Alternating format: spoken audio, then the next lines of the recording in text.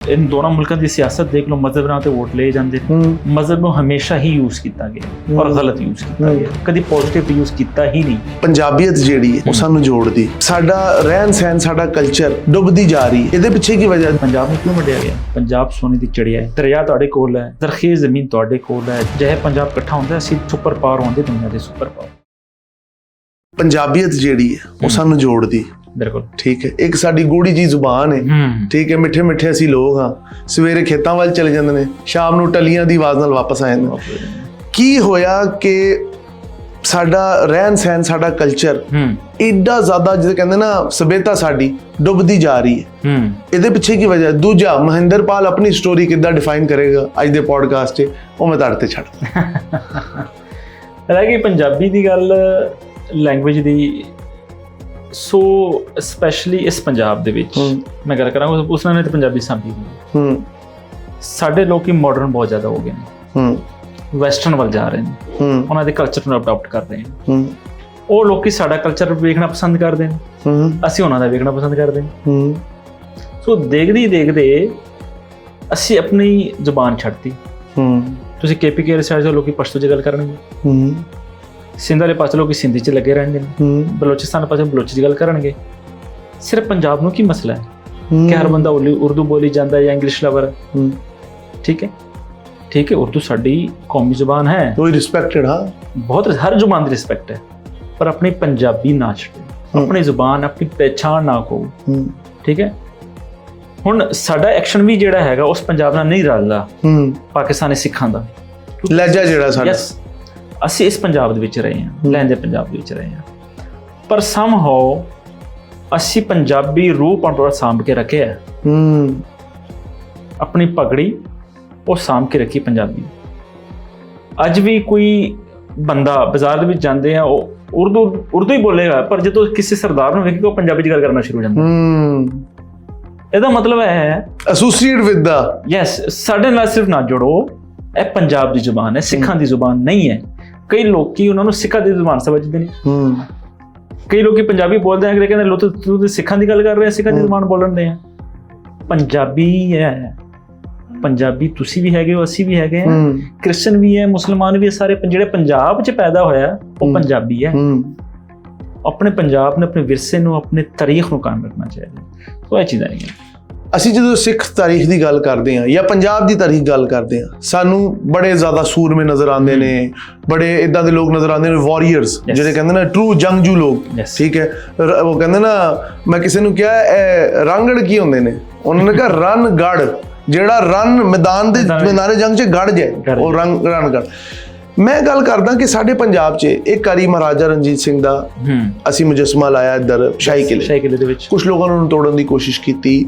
ਤੁਸੀਂ ਇੱਕ ਸਿੱਖ ਪਰਸਪੈਕਟਿਵ ਨੂੰ ਛੱਡ ਕੇ ਪੰਜਾਬੀ ਪਰਸਪੈਕਟਿਵ ਸਾਹਮਣੇ ਰੱਖੋ ਆਡੀਅנס ਦੇ, ਨਾ ਸਿਰਫ ਇੰਡੀਆ ਪਾਕਿਸਤਾਨ ਬਲਕਿ ਆਲ ਓਵਰ ਦ ਵਰਲਡ, ਕਿ Maharaja Ranjit Singh is just not for the Singhs, he also worked for the Muslims. ਦੇਖੋ, ਮਹਾਰਾਜਾ ਰਣਜੀਤ ਸਿੰਘ ਦੇ ਬਾਰੇ ਨੇ ਬਹੁਤ ਹੀ ਗਲਤ ਹਿਸਟਰੀ ਸਾਨੂੰ ਬਿਆਨ ਕੀਤੀ ਹੈ ਸਾਡੇ ਕਿਤਾਬਾਂ ਦੇ ਵਿੱਚ, ਸਕੂਲ ਟੈਕਸਟ ਬੁੱਕ ਹੋ ਗਿਆ, ਜਾਂ ਜਿਹੜੇ ਸਾਡੇ ਦਿਨੀ ਮਦਰਸਿਆਂ ਦੇ ਵਿੱਚ ਉਹਦੇ 'ਚ ਪੜ੍ਹਾਇਆ ਜਾਂਦਾ ਹੈ। ਹਮੇਸ਼ਾ ਮਹਾਰਾਜਾ ਰਣਜੀਤ ਸਿੰਘ ਨੂੰ ਇੱਕ ਵਿਲਨ ਦੇ ਤੌਰ ਤੇ ਪੇਸ਼ ਕੀਤਾ ਗਿਆ। ਉਹ ਕਹਿੰਦੇ ਨੇ ਪੰਜਾਬ ਤੇ ਅਟੈਕ ਕੀਤਾ। ਤੁਸੀਂ ਇਹਦੀ ਹਿਸਟਰੀ ਮੇਰੇ ਕੋਲ ਨਾ ਪੁੱਛੋ, ਫਕੀਰ ਖਾਨਾ ਮਿਊਜ਼ੀਅਮ ਦੇ ਜਿਹੜੇ ਓਨਰ ਨੇ ਸੈਫੁਦੀਨ ਸਾਹਿਬ, ਠੀਕ, ਉਹਨਾਂ ਕੋਲ ਪੁੱਛੋ, ਉਹ ਮੇਰੇ ਤੋਂ ਵੱਧ ਤੁਹਾਨੂੰ ਮਹਾਰਾਜਾ ਰਣਜੀਤ ਸਿੰਘ ਦੀ ਹਿਸਟਰੀ ਦੱਸੇਗਾ। ਉਹ ਕਹਿੰਦਾ ਕਿ ਮਹਾਰਾਜਾ ਰਣਜੀਤ ਸਿੰਘ ਨੂੰ ਬੁਲਾਇਆ ਗਿਆ ਸੀ ਜੀ, ਮਹਾਰਾਜਾ ਰਣਜੀਤ ਸਿੰਘ ਲਾਹੌਰ ਤੇ ਕਾਬਜ਼ ਨਹੀਂ ਸੀ ਹੋਏ, ਸ਼ਹਿਰ ਦੇ ਲੋਕਾਂ ਵੱਲੋਂ। ਯੈਸ, ਉਹਨਾਂ ਵੱਲੋਂ ਦਾਅਵਾ ਦਿੱਤਾ ਗਿਆ ਸੀ, ਇੱਕ ਐਪਲੀਕੇਸ਼ਨ ਦਿੱਤੀ ਗਈ ਸੀ ਮਹਾਰਾਜਾ ਰਣਜੀਤ ਸਿੰਘ ਨੂੰ। 10 ਸਾਲ ਦੇ ਵਿੱਚ ਮਹਾਰਾਜਾ ਰਣਜੀਤ ਸਿੰਘ ਨਾਲ ਪਹਿਲਾ ਜੰਗ ਲੜਦੇ ਨੇ, 10 ਸਾਲ ਦੇ ਵਿੱਚ, ਕਿਉਂਕਿ ਉਹਨਾਂ ਦੇ ਦਾਦਾ ਪਰਦਾਦਾ ਸਾਰੇ ਜੰਗਜੂ ਸੀ। ਇੱਕ ਤਕੜੀ ਉਹਨਾਂ ਦੀ ਵਿਰਾਸਤ ਜਾ ਰਹੀ ਸੀ, ਮਿਸਲ ਸੀ, ਸ਼ੱਕਰ ਚੱਕੀਆ ਮਿਸਲ, ਬੜੀ ਤਕੜੀ ਸੀ, ਬਹੁਤ ਤਕੜੀ ਮਿਸਲ ਸੀ ਉਹਨਾਂ ਦੀ। ਜਦੋਂ ਪੰਜਾਬ ਦੇ ਉੱਤੇ ਅਬਦਾਲੀ ਬਾਕੀ ਅਟੈਕ ਕਰਦੇ ਨੇ, ਪੰਜਾਬ ਨੂੰ ਲੁੱਟ ਕੇ ਲੈ ਕੇ ਜਾਂਦੇ ਨੇ, ਰਸਤੇ 'ਚ ਕੌਣ ਰੋਕਦਾ ਉਹਨਾਂ ਨੂੰ? ਸਿੱਖ ਰੋਕਦੇ ਨੇ, ਮਹਾਰਾਜਾ ਰਣਜੀਤ ਸਿੰਘ ਰੋਕਦੇ। ਜਦੋਂ ਲੋਕ ਪੰਜਾਬ ਦੇ ਲੋਕਾਂ ਨੂੰ ਇਹਦੇ ਬਾਰੇ ਪਤਾ ਚੱਲਦਾ ਕਿ ਉਹਨਾਂ ਨੂੰ ਟੱਕਰ ਦੇਣ ਵਾਲੇ ਸਿੱਖ ਹੈਗੇ ਨੇ, ਮਹਾਰਾਜਾ ਰਣਜੀਤ ਸਿੰਘ ਦੀ ਨਸਲ ਹੈਗੀ ਆ ਜਾਂ ਉਹ ਮਿਸਲ ਹੈਗੀ ਹੈ, ਸੋ ਪੰਜਾਬ ਦੇ ਲੋਕ ਮਹਾਰਾਜਾ ਰਣਜੀਤ ਸਿੰਘ ਨੂੰ ਰਿਕੁਐਸਟ ਕਰ ਰਹੇ ਕਿ ਸਾਡੀ ਆ ਕੇ ਪ੍ਰੋਟੈਕਸ਼ਨ ਕਰੋ। ਫਿਰ ਮਹਾਰਾਜਾ ਰਣਜੀਤ ਸਿੰਘ ਲਾਹੌਰ ਵੱਲ ਆਉਂਦਾ ਹੈ, ਇੱਥੇ ਦੀ ਆਵਾਮ ਦੀ ਪ੍ਰੋਟੈਕਸ਼ਨ ਕਰਦਾ ਹੈ। ਇੱਕ ਉਹ ਬੜੀ ਮਸ਼ਹੂਰ ਹੋਈ ਸੀ ਫਿਲਮਾਂ ਦੇ ਵਿੱਚ, ਬਹੁਤ ਫਨੀ ਬਣਾਇਆ ਗਿਆ ਨੇ ਕਿ ਸਰਦਾਰ ਜੀ 12 ਵਜ ਗਏ ਨੇ।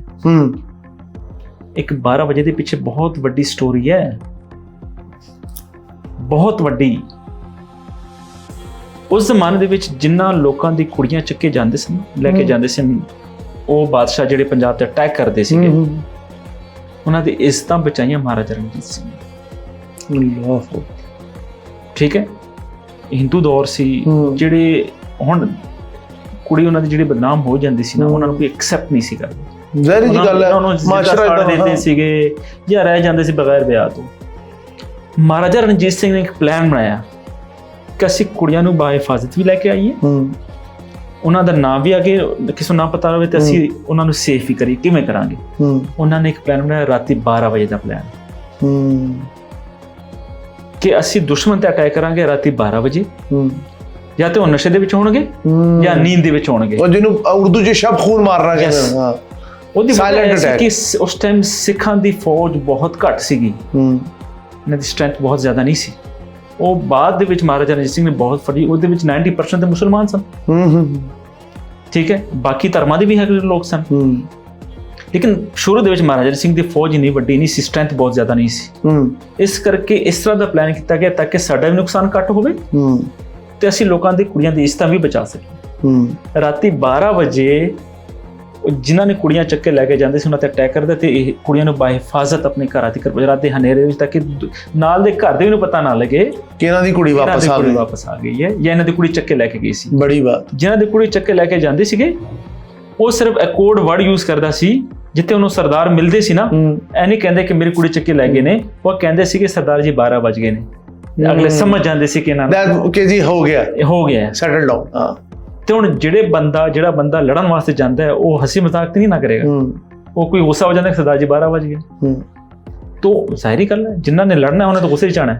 ਤੇ ਸਾਡੇ ਇੱਥੇ ਕੀ ਵਜ੍ਹਾ ਹੋਈ ਕਿ ਅਸੀਂ ਆਪਣੇ ਜਿਹੜੀ ਪੰਜਾਬ ਦੇ ਹੀਰੋਜ਼ ਸੀ, ਜਿੱਦਾਂ ਮਿਸਾਲ ਦੇ ਤੌਰ ਤੇ ਖਾਲੀ ਸਿੱਖ ਨਹੀਂ, ਮੁਸਲਮਾਨ ਰਾਏ ਅਹਿਮਦ ਖਾਨ ਖਰ ਸਾਹਿਬ ਨੇ, ਦੁੱਲਾ ਭੱਟੀ ਹੈ, ਬਹੁਤ ਵੱਡਾ, ਠੀਕ ਹੈ, ਬਹੁਤ ਵੱਡਾ। ਇੱਕ ਹੋਰ ਗੱਲ ਦੱਸੋ, ਤੁਸੀਂ ਵਿਸਾਖੀ ਮਨਾਉਂਦੇ, ਹਾਂਜੀ, ਉਹ 'ਚ ਦੁੱਲਾ ਭੱਟੀ ਦਾ ਬੜਾ ਜ਼ਿਕਰ ਬਣਾਇਆ ਜਾਂਦਾ ਹੈ, ਹਾਲਾਂਕਿ ਇੱਕ ਮੁਸਲਮਾਨ ਤੇ ਸਿੱਖ ਉਹਨੂੰ ਹੀਰੋ ਮੰਨਦੇ ਨੇ। ਹਾਂਜੀ, ਵਾਈ ਹਾਊ ਕਮ ਅਸੀਂ ਕਿਉਂ ਮਤਲਬ ਇੰਨਾ ਜਿੱਦਾਂ ਕਹਿੰਦੇ ਨਾ ਨੁਕ ਇਨ ਦਾ ਕਾਰਨਰ ਸਾਈਡ ਤੇ ਕਰਤਾ ਉਹਨਾਂ ਨੂੰ? ਬਿਲਕੁਲ ਦੇਖੋ, ਹਮੇਸ਼ਾ ਜਿਹੜੀ ਹਿਸਟਰੀ ਪੜ੍ਹਨੀ ਹੈ ਨਾ, ਉਹ ਤੀਸਰੇ ਬੰਦੇ ਦੀ ਪੜ੍ਹੋ। ਨਿਊਟਰਲ ਪਾਰਟੀਸ਼ਨ ਹਿਸਟਰੀ ਦੀ ਪੜ੍ਹਨੀ ਹੈ ਨਾ ਤੁਸੀਂ ਪਾਕਿਸਤਾਨ ਦੀ ਪੜ੍ਹੋ, ਨਾ ਹਿੰਦੁਸਤਾਨ ਦੀ ਪੜ੍ਹੋ, ਤੁਸੀਂ ਅੰਗਰੇਜ਼ਾਂ ਦੀ ਹਿਸਟਰੀ ਪੜ੍ਹ ਲਓ ਜਿਹੜੇ ਉਹਨਾਂ ਨੇ ਪਾਰਟੀਸ਼ਨ ਤੇ ਲਿਖੀ ਹੈ। ਤੁਹਾਨੂੰ ਪਤਾ ਲੱਗ ਜਾਏ ਕਿ ਕਿੰਨੂੰ ਜ਼ਿਆਦਾ ਨੁਕਸਾਨ ਹੋਇਆ ਔਰ ਕਿੰਨੀਆਂ ਦੀ ਕੀ ਗਲਤੀਆਂ ਹੈਗੀਆਂ ਸਨ। ਇਹਨਾਂ ਨੇ ਤੇ ਇੱਥੇ ਅਸੀਂ ਆਪਣਾ ਬਿਆਨ ਇਹਨਾਂ ਨੇ ਆਪਣਾ ਬਿਆਨ ਕਰਨਾ ਹੈ ਕਿ ਲੋ ਜੀ ਸਾਡੇ ਨਾਲ ਮੁਸਲਮਾਨਾਂ ਨੇ ਇੰਜ ਕੀਤਾ ਹੈ। ਇੱਥੇ ਮੁਸਲਮਾਨਾਂ ਸਾਨੂੰ ਹਮੇਸ਼ਾ ਪੜਿਆ ਕਿ ਸਿੱਖਾਂ ਨੇ ਕਤਲੇਆਮ ਕੀਤਾ। ਮਹਾਰਾਜਾ ਸਿੰਘ ਬਾਰੇ ਕਿਹਾ ਜਾਂਦਾ ਕਿ ਉਹਨਾਂ ਨੇ ਬਾਦਸ਼ਾਹ ਮਸਜਿਦ ਘੋੜੇ ਬੰਦੇ।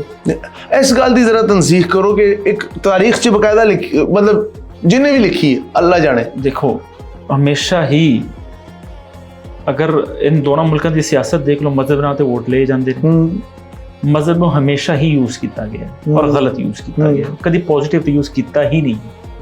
ਠੀਕ ਹੈ, ਜਿਹੜਾ ਪਿਆਰ ਮੁਹੱਬਤ ਇੱਕ ਮਜ਼ਹਬ ਸਿਖਾਉਂਦਾ ਹੈ ਨਾ, ਉਹਨੂੰ ਕਦੀ ਉਹਨਾਂ ਨੇ ਵਧਣ ਹੀ ਨਹੀਂ ਦਿੱਤਾ। ਪਿਆਰ ਮੁਹੱਬਤ ਨੂੰ ਹਮੇਸ਼ਾ ਹੀ ਮਜ਼ਹਬ ਨੂੰ ਸਿਰਫ ਨਫ਼ਰਤ ਪੈਣ ਵਾਸਤੇ ਯੂਜ਼ ਕੀਤਾ ਹੈ।